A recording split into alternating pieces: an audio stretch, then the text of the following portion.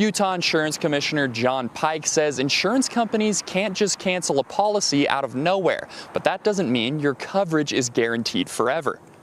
Insurance companies can't just cancel a policy without a reason. It can only really be for fraud or for failure to pay your premiums. What does happen sometimes is when the renewal date comes up, they may choose to not renew or to rate up your policy. They can do that. And for those living in wildfire-prone areas, that's becoming increasingly common. Pike says mitigation isn't just good for safety, but it could help increase the chances of renewing your insurance. That's not fully true what he said. So he said that insurance companies can only non-renew you for fraud or for not paying your renewal. And that's actually not true. There's two types of insurance policies. There are normal insurance that the company can review and decide to not offer. Or there's actually policies that are considered non-renewable, which means that the insurance company can't non-renew them for that reason. But no, absolutely, insurance companies under current law in Utah can absolutely decide to non-renew your insurance policy. I see it all the time. Sometimes they'll say your roof is in terrible condition and we want you to either replace your roof or find other insurance with someone else. We don't want to insure it because it's too much of a risk for a loss. I've seen people have their home insurance policies non-renewed because they've got too much garbage in their yards. They call it pride of ownership, or they're like, hey, actually, that could be a fire risk, or it could be a liability hazard, someone that crosses through your property line, which may or may not be lawful, but either way, people can walk through your yard. They might get injured or hurt or cut themselves on a piece of metal or whatnot because you've got tons of old washers or dryers or rusted cars in your yard. Insurance companies absolutely can non-renew you for condition of the property. So he's not true. It's actually why there's laws happening and there's legislation about this. Insurance carriers are trying to non-renew higher level risks. So this clip goes on to share that, right? Oh, insurance companies are bad because they're new. And I agree, insurance companies suck, which is why I help people navigate insurance properly. And find policies that will work for them rather than working for the insurance companies to the best of what your needs are. But this basically goes on to talk about HB 48, the Wildland Urban Interface modifications. And it did actually go into effect January 1st this year of 2026. So how does that affect your insurance policy? How does that affect this whole wildfires and people being non-renewed in Utah? It standardizes wildfire risk definitions, and insurance carriers are required to use those definitions. It also regulates how insurance companies can classify wildfire risks, and it requires very property-specific reasons for non-renewing policies or for increasing their rates, because this video clip goes on to say that not only are people being non-renewed, but their rates may have jumped 50% in 1 year. So here's an interesting portion of that bill of HB 48. It creates a wildfire mitigation fund through additional fees for homeowners that live in high wildfire risk area. Why that's important is your mortgage might go up, but it's not because of insurance. It's because of this wildfire fund, or it could also be from insurance. But basically it says this standardized wildfire risk, instead of each insurance company coming up with their own wildfire risk, which happens. I have times where people say, we won't insure at too high wildfire risk. And other insurance companies will say, that's great wildfire risk, we'll insure it. Why? The state of Utah is making their own wildfire risk lines, and insurance companies are legally required to use those in making their property rates instead of their own arbitrary lines. And then the state also will define which areas are considered high wildfire risk, and they can't arbitrarily label properties as high risk using their own proprietary maps. And they can only use additional data that they use with specific regulatory rules. So it's kind of cool because this will limit insurance companies' discretion, and it doesn't expand it. So here's the impact to you. Homeowners who have previously been labeled high risk by insurance carriers might not be high risk anymore. And also, they will have to give you property-specific reasons for canceling your policy or for increasing your rates if that premium increases more than 20%. So if you're paying $1,000 and they jump it to $1,300, more than 20%, they have to say exactly why for your property it's increased and not just generic, oh, wildfire risks went up. So it's for consumer protection, this new HB 48 bill. But here's where it's going to be interesting. Counties can assess fees now for higher wildfire risk areas, and that will go into a wildfire risk mitigation fund that the state of Utah will use to hopefully make wildfire risk less for everyone, which should theoretically over the next decade or so lower insurance costs for everyone by the state being able to dig fire trenches and cut down trees in certain areas to make it so there's more of a wildfire barrier, change grading and things like that.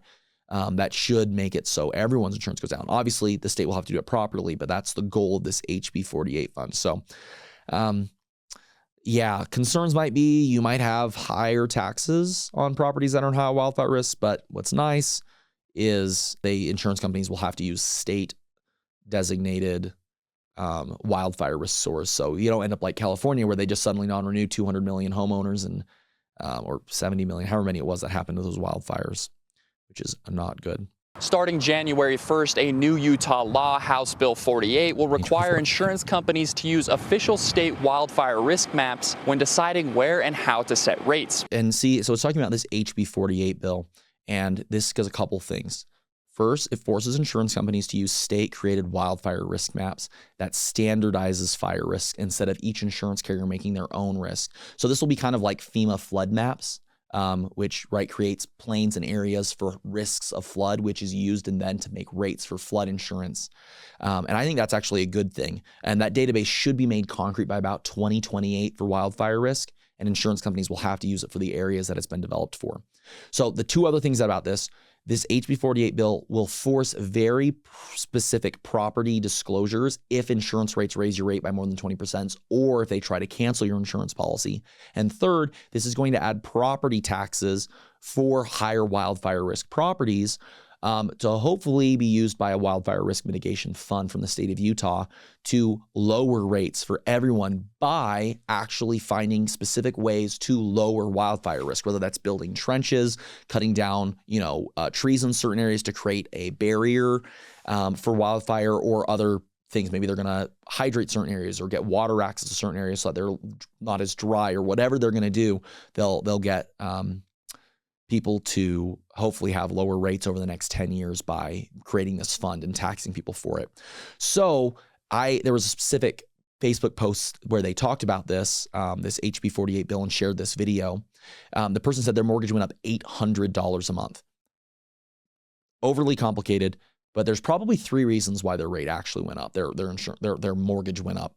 One, yes, their insurance probably went up. I doubt their insurance went up $9,000 a year, right? HB 48, wildfire risk standardization. There's no way their insurance company has said, yeah, we're going to raise your rate $9,000 a year. More than likely, two things happened. One, sure, their insurance probably went up. Probably went up like $1,000 a year, $80 if they're a high wildfire risk area. But the second thing is they're probably being taxed for this new wildfire fund. And if their mortgage under escrowed last year and says, oh, you don't have enough money, they're probably not only charging the new rate, but they're charging more to get their escrow back to the certain fund. So what normally happens is your escrow, they pay your property taxes each year, they pay your insurance each year. If your insurance goes up or taxes go up, they may pay it and say, we're really low, as close to zero in your funds. We need to get back up to this certain threshold. And so they might overbill you for a year or two to get you back to that threshold you should be at because your insurance rates jumped or because your property taxes went up because of this new HB 48 bill. So it's ridiculous if someone's complaining saying my insurance company raised my rates $9,000. No, your mortgage went up $9,000 a year, and it's probably because of this tax for being in a high wildfire risk area. Also, the fact that the property that they were mentioning was absolutely huge. And again, they might be over escrowing their mortgage because of that. So two things you should do if that happened to you, if your rate went up because of this new HB 48 bill and you're in a high wildfire risk area, shop your insurance, but also call your mortgage company. There's probably a way where you can make a flat one-time payment to get your escrow back to where it should be, and then you're not going to be paying an extra $800 a month for your escrow. I asked 100 plus people what their biggest financial mistake was. Here are some popular responses. First marriage, buying diamond jewelry, having no budget or money plan, buying whole life insurance. Oh, that's an absolute banger. Spending $65,000 on a truck, buying too big of a home, taking a break from investing, student loans and credit card debt, waiting to invest until their 40s, trying to get rich quick with crypto, picking stocks they didn't understand, and listening to people without the same goals. The market hustle's absolutely great on this. And yes, absolutely. So I'll comment on a few of these. So first off, having no budget or money plan is an absolute way to failure, right? If you fail to aim, you aim to fail. I'll say that again. If you fail to aim, you aim to fail. Because if you don't have a budget, you don't have a plan of how your money's going to be used, guess what's going to happen? You're going to go eat out at Chipotle 3 times in a week, right? You're going to go buy a car that you might not be able to afford because you don't have boundaries for how you're spending your money. So absolutely, if you're don't have a budget or a plan for how your money's going to go, you're not going to pay yourself first, right? I always tell people, here's what you should do with your money. First, you need to pay yourself. Second, if you're self-employed, you need to save for taxes. Third, you need to pay your fixed bills, right? Like what's your rent or your mortgage payment, right? Like what's your typical utility bills? Do you even know how much your utility bills are? If you don't know your numbers, then how are you going to succeed? Because you need to know, right? How much money do I make? How much money do I spend? If you don't have a budget, you're terrible. And also whole life insurance. Whole life insurance is a terrible thing. It's so expensive. It's way better to just buy term insurance. I have $1 million term insurance policy that's like $500 a year, $560 a year. Super cheap. And I'm 32 years old, right? Well, 31, almost 32. So yeah, if you're buying whole life insurance, I can almost guarantee you, unless you're a like multi-millionaire, whole life insurance does not work for most people. Get mad at me in the comments all you want. I don't give a damn. Whole life insurance is terrible. 99% of the time, it will do 99% just damage to you. It's not going to help you unless you're an ultra wealthy person. 99% of the time, it's better to just buy cheap term insurance, invest the rest. Whole life insurance is just truly terrible for you. I can do a whole thing about it, but leave your comments about that. Spending $65,000 on a truck, right? If you're about to retire, buying an expensive car is a truly terrible idea. Think about it. If your retirement goal says you need $2 million and you're about to retire and you suddenly spend basically $100,000 on a truck, you just spent what, 5% of your money instantly in one transaction right before you're going to retire. Okay, if you're using the rule of 4% for retirement, you're supposed to use 4% of your money each year from your investment on a $2 million nest egg, and you spend $100,000 in one transaction a year before you retire. You now might need to work another year to save up more money to have enough to be able to retire, right? Like buying a big new truck or buying a brand new house with a new 30-year mortgage right before you retire is one of the dumbest mistakes you can make when you're trying to retire. So there's that.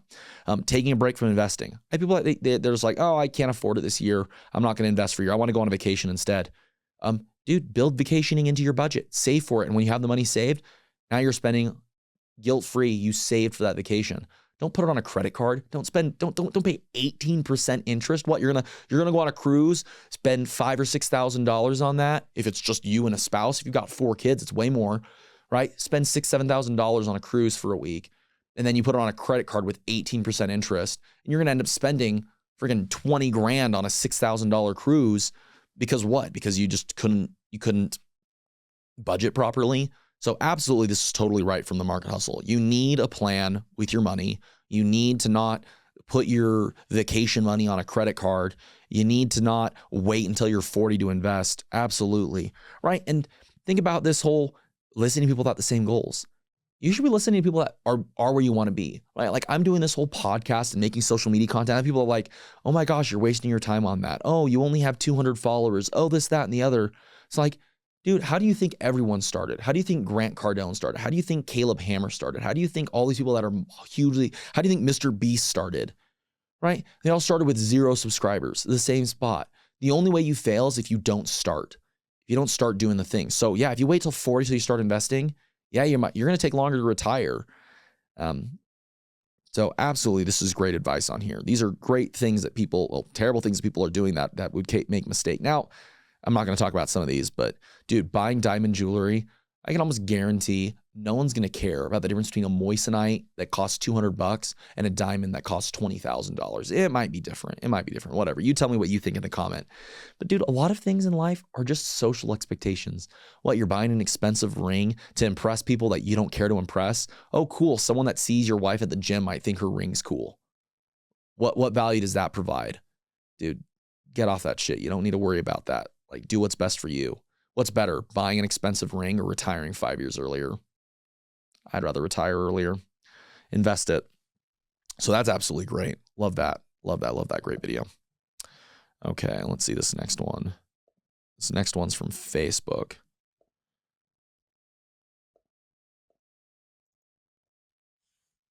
Oh, this is from Maddie G. She's one of my favorite content creators. Let's see what she says. Hi, I'm Maddie. I'm almost 32 years old. I do not have any children yet. And my husband and I have been paying off over $60,000 in credit card debt since November of 2025. We have $37,000 left of our credit card debt to pay. And here are 3 lies I used to believe about wealth. And I know that we've all fallen for number 3. Lie number 1, an expensive car means that you're doing real well. I used to believe that. But now I know that a car payment tells me nothing about someone's financial reality. Some of the fancier cars belong to the people with tighter budgets, and some of the wealthiest people I know are driving a paid off Honda. Lie number 2, the idea that you finally found financial success when you have a big, giant aesthetic home. I used to believe this so deeply. No, I actually chatted with Maddie about this. _Maddie_G. Absolutely check her out on Instagram. She's paying off $63,000 of debt. I had her on my podcast talking about it. Amazing, amazing. And we talked about this, right? Like, it's... So there's nothing wrong with having exotic cars. There's nothing wrong with expensive houses. There's nothing wrong with that. But just because someone has a fancy watch, I mean, I've got a fancy watch. This is like a almost $2,000 watch, Bell & Ross BR 0392 Phantom Edition, all black. Freaking love this thing. But it's expensive watch. Just because I've got an expensive, I mean, $2,000. Some of you are going to say that's super cheap. But for some people, they're like, you spent what? You spent $2,000 on a freaking watch? No, just because you got an expensive car or an expensive watch doesn't mean anything about success, right? Like, I know people that are car poor. I mean, I grew up in a neighborhood. I saw this one family. They lived in a literal trailer. And they had like 4 sports cars in there. I'm like, dude, I bet their car payments were 3 times their rent payment. And they rented. They didn't even own their house. And it's like, think about it. When you've got a huge car payment, that's stopping you from achieving financial safety. Because if you're spending $1,000 a month on a car payment, dude, what if you bought a used Prius? 45 miles to the gallon. The insurance is a third the price of what it would be buying a big, expensive sports car. And you invest that difference, or you use it to build your business, or there's so many things you can do with that money. And she's absolutely right that just because you have an expensive car doesn't mean that you're wealthy or that you're successful. Sure, it can be, but I know people that are drowning in debt and living paycheck to paycheck and don't even have $1,000 in their bank account for meeting their deductible for a home and for an auto insurance claim because they'd rather stretch their budget so much to be able to afford some car. And dude, save your money, build your business, do better at your work, save your job, have a safety net, and then you can do an expensive car if that's what you want to do with your fun money, not with your I'm barely surviving money. So yeah, absolutely. Number 2, big home success. You ever heard of the phrase house poor? I know people out there, yeah, sure, they'll lend you up to 40% of your take home pay, for buying a house, your PMI, and all that, but like, yeah, why would you, I don't know, why would you do that to yourself? Like, big home doesn't mean success. You can get a big home once you've had success, but being a house poor isn't going to help you in the long run. Live below your means. Live below your means, and that will give you real freedom. Number 3, like she said, that big lie, financial freedom doesn't mean being able to buy whatever you want. It doesn't mean shopping on Amazon and ordering, fancy shoes and big watches and all that. Like, financial freedom is being able to go to the gym at 10 o'clock on a Tuesday. Financial freedom is being able to go to all of your kids' sports events.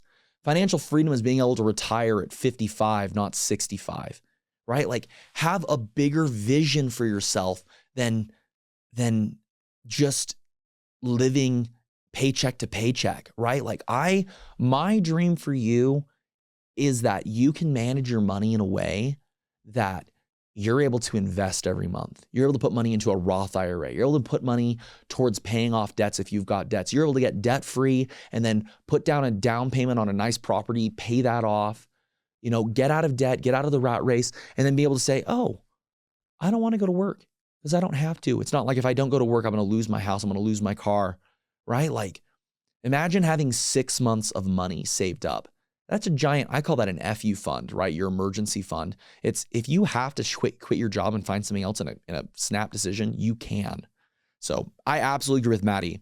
Life is not about expensive cars, big homes, or financial freedom to buy whatever you want. Real freedom is being able to go to the gym at 10 o'clock on a Tuesday, being able to retire early, or being able to work on your schedule, build a business, and work with cool people doing cool things rather than for the man. Or if you are going to do that, right, make a plan to get out of it. Make your plan. So if you don't have a plan, follow Maddie G. She'll be able to show that and help you. This one is from one of my friends, Jeff Rose. Jeff probably doesn't even remember meeting me because I met him so long ago at FinCon. But it basically is a post that says, people think $20,000 a month is freedom. After taxes, $16,000. $2,400, I'll laugh because it's at the bottom. $2,400 a month for rent, $300 for bills, $1,100 for food, $400 for social activities, $2,800 a month on travel, $3,200 a month on lottery tickets, $2,700 a month on a Toyota Corolla payment. Who has a $3,000 Corolla payment? Oh, it's so funny. Dude, I love these accounts like this at Best Player Atlas that just make fun of, what people think of. Because it's true, right? A lot of people, they don't know where their money's going, right? If you're like this guy, oh my gosh, I need to find that meme. But there's this meme where it's guys like, help, my children are starving. And he's got his budget and his normal things. And then it's like candles, $8,000 a month, right? Like he's spending all his money on lottery tickets or travels. And it's like, dude, if you just look back at what you spent your money on, cut out the crap and the extra, you could be saving, metaphorically, right? $3,000 a month on lottery tickets, but maybe you've got 2 gym subscriptions. Maybe you've got, 6 different streaming accounts. Like you don't need Hulu and Netflix and this and that. Like set that aside, pay yourself first. If you could put $1,000 a month into a retirement account or into a fund, put it in VU making 7% a year, dude, that's going to do so much better than buying an expensive $3,000 a month car. Obviously, a Corolla shouldn't be that much. This is more of a joke than anything, but the logic isn't flawed in this. The logic isn't flawed that when you waste your money on a bunch of shit, it's not going to get you ahead. So control your money so that it doesn't make it look like, oh yeah, $20,000 a month isn't freedom. That's crack up. Love it. Love it. Here's what Jeff says about it. If you're spending money like this, $20,000 a month is not wealth. It's just a higher speed treadmill. Problem isn't taxes. The problem is lifestyle creep dressed up as I deserve it. Lottery tickets, shopping that could fund a Roth IRA, right? So yeah. Most people don't have an income problem. They have a priority problem. Most people do not have an income problem. They have a priority problem. If you sit down, review your money and can't, afford to invest and you're making $100,000 a year, $200,000 a year, it's not a money problem. It's a spending problem. So get your priorities straight. That's funny.